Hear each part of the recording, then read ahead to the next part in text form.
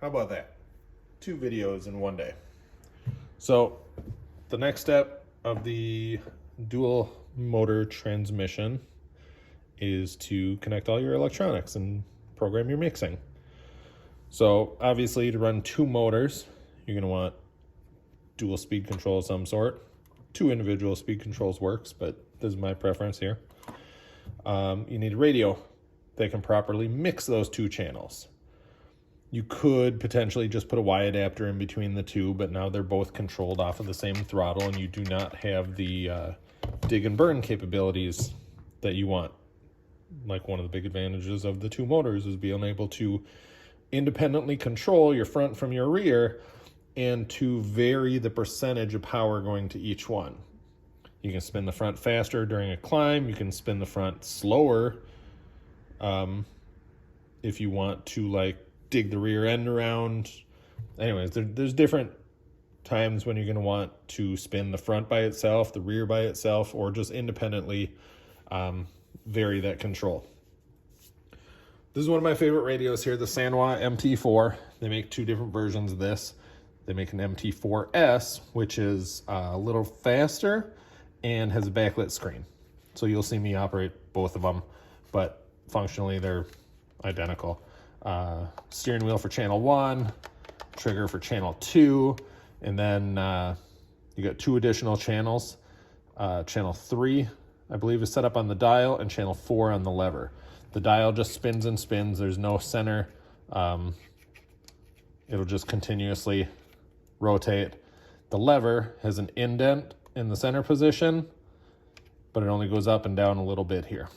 I'll turn it on so you can see. You also have switch 1 and switch 2 here for different functions, along with 4 trim buttons that are push button up, down. So the lever here, you can hear it every time it hits center. I can feel it in my thumb there, and it'll beep. The dial, see, it's set to control my aux 1. If I rotate it to max 100, it'll beep telling me that it just won't go any further. We'll get it back to center here. Make sure everything is centered. And there we go. Channel 1, 2, whoops, sorry. Thumb lever is 4, or aux 2. And then dial is aux 1, channel 3, I'll call it. So anyways, I've already gone ahead and bound this receiver. So I'm gonna go ahead and start it up here for you. One thing to know is that sometimes a radio like this is gonna be set up for racing by default. And what I mean by that is the throttle is set up for 70-30 or something similar. Throttle type, forward 70, back 30. That means you're gonna get more control over your forward pull than you will with your rear, even though they move the same amount. I mean, this one is adjustable in here, but that gives you just a little more sensitivity on your forward. In racing, that's all you care about, is going forward fast. In crawlers, we need to go forward and reverse, so we need to adjust that to 50-50. That's really important for the speed control.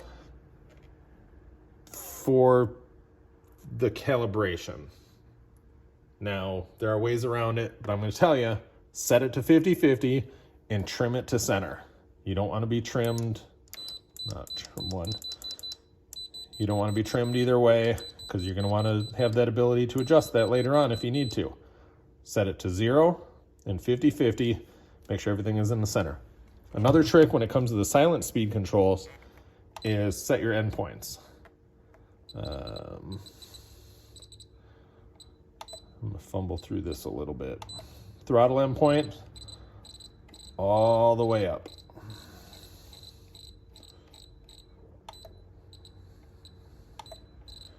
This was a mistake I learned early on. They just didn't seem very fast, and I couldn't figure out what it was. There's a numerical value added to the throttle on the speed control. Center point is 1500, reverse is 1000, and forward is 2000. And if the speed control is not seeing the same value as the radio, you're not going to get your full throttle. And the only way to do that, you can do that through tuning and stuff, but it's easiest to just set your endpoints all the way max on the radio. In my case here, I got everything plugged in already. Channel 1 is a steering servo. Channel 2 is my forward, my front motor speed control. I generally go channel 3 is my rear motor, but I could also move that to channel 4. I'm going to leave it like this for now because that gives me a little more adjustments here to show you. And then I'll leave the other one open here in a little bit. We'll come back to that. So now, see, it moves all the way to the end. A second ago, it was only giving me about 2/3 of it. So this radio, one of the reasons I like it is it gives me, through the settings, MOA mode. If I just go and tell it throttle type, where are we?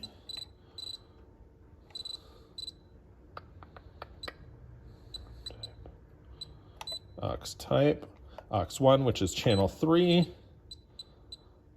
I'm going to tell it MOA mixing. Now, it is smart enough to know that I'm running 2 speed controls. See how the throttle is giving me full in aux 1, channel 3 is only giving me partial. Back to the endpoints.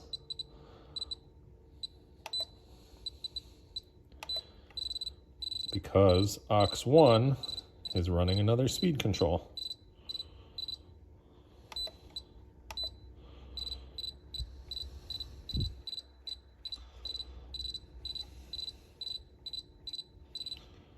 There.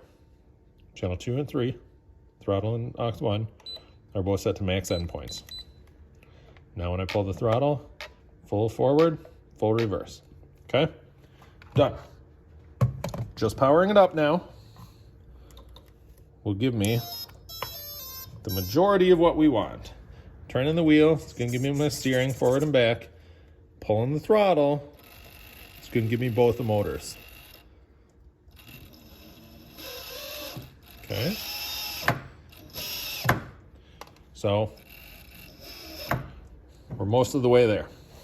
Going to disconnect this for a minute.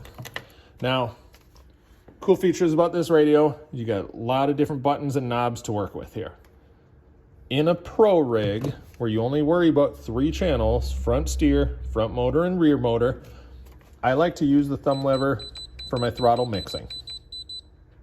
I also have trim set up for throttle mixing, and I have the dial set up for throttle mixing.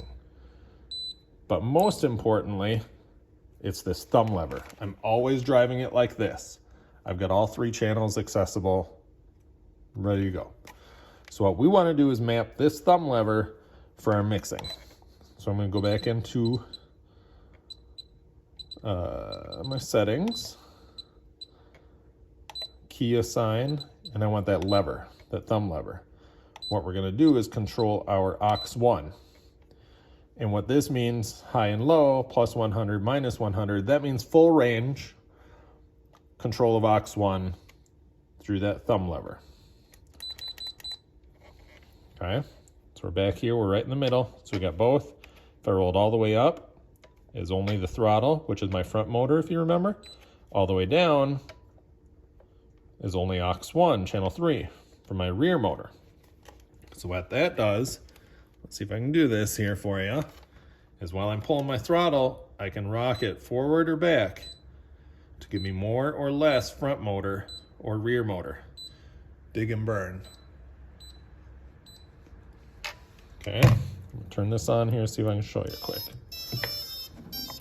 Scoot things out of the way. You can watch the lettering on the motors. So as I pull the throttle slowly, if I push it forward, it's going to give me more front motor, center, and down is rear motor. And everything in between. Okay?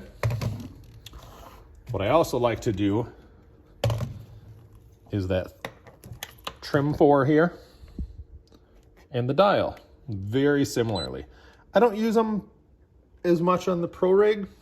I really just use the lever, but I'm gonna show you how they work anyway here, because you might want to use switch one to dial something, you know, maybe you're going to use a lever for something else. We'll come back to that.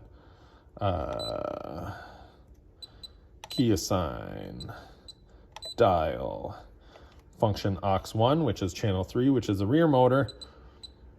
We're going to do it in 5% steps. You'll have to adjust normal reverse depending on your motor direction, whatnot. And then trim switch. I'm going to go down to trim 4 and adjust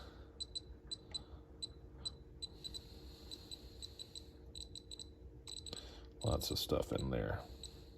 aux1 in 5% increments. This is basically percentage here. Normal direction. Okay, so now what I've got, when I pull my throttle, if I bump my trim, gives me a little more forward. See how the bar is getting smaller there on the aux1, and that's both the same. And that'll give me more rear. You can do the same thing with this dial here. Turn it up a little bit, 55%. See, 55% of front motor. That's mostly rear motor. Now, I actually do trim. I actually do trim 4 100%. That way it's dig, all 4, and burn. Front dig, rear burn. Back to all 4. But not as important in Pro. So that pretty much covers setup for the Pro rig. I'm going to show you a little addition here.